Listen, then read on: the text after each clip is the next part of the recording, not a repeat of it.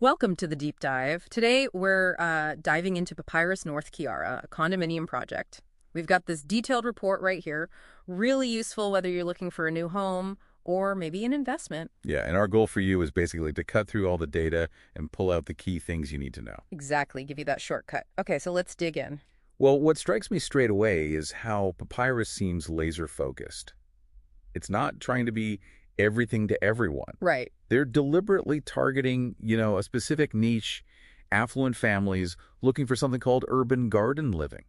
It's quite a distinct strategy in today's market. Urban garden living. Hmm.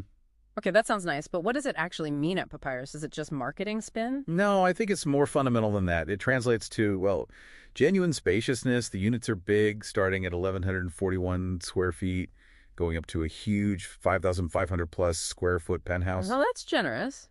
It is. And they've paired that with a real emphasis on nature. You've got top firms like GDP Architects and ST2 Landscape involved, dedicating about 30% of the site that's 4.5 acres just to greenery. Yeah. It's a clear move away from like small investor type units. Mm-hmm.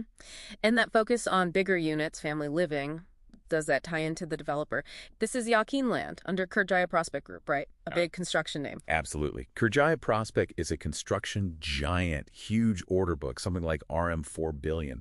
This builder-first background is pretty important. How so? Does it mean better quality or? Both, potentially. It suggests really strong quality control because they often handle more in-house.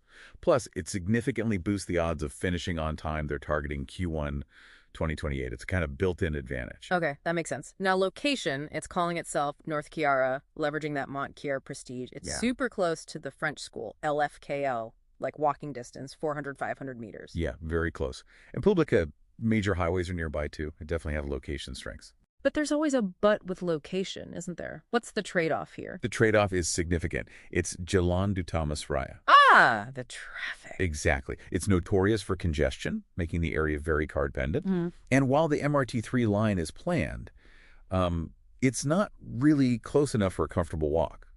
However, that extreme proximity to the French school creates this, well, almost captive rental market. French expat families who really value that convenience might pay a premium. I see. So that specific school link is key. Now let's shift perspective. If you're thinking of living there as a homeowner, what's the day-to-day like inside? Inside the gates, it's designed as a sanctuary. You've got those spacious layouts we talked about, plus a massive list of facilities, over 50, they say. Yeah. Lap pools, kids education hub, the works. Okay. And critically, it has a purely residential title. Yeah. No shops, no offices mixed in, just homes. Which means? Which means it fosters a quieter, probably more secure, definitely more private community feel. That exclusivity could mean a kind of serenity premium for people living there. Got it. Okay, let's put on the investor hat now. The pricing seems competitive.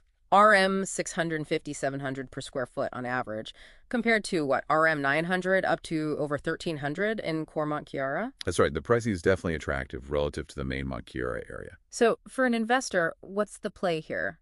Quick flip or something else? It's really a rental yield play, not so much about rapid capital growth. Projections suggest maybe 4.0 to 4.5% net yield could be achievable. Especially for which units? Especially for the smaller four-bedroom ones, the Type A at 1,141 square feet. That size hits a sweet spot for expat families, driven by that school proximity we mentioned. Right. The main risk, though, is supply. There's a lot of new high-end condo supply coming online in the wider area between 2025 and 2028. So the leasing market will be competitive. This is more of a long-term income strategy. And that huge penthouse, is that just for show? Well, it's definitely niche, but it acts as a sort of trophy asset. It helps set a higher perceived value benchmark for the whole development. Okay, wrapping this up then. It feels like Papyrus North Kiara presents a really clear choice, a major trade-off. It does. You get this potentially idyllic, very green, family-focused environment inside the compound. But you face the daily reality of that Jalan du Thomas Raya traffic right outside the gates. So the crucial question for you, the listener, boils down to this. Yeah, how much do you personally value that exclusive sanctuary feel?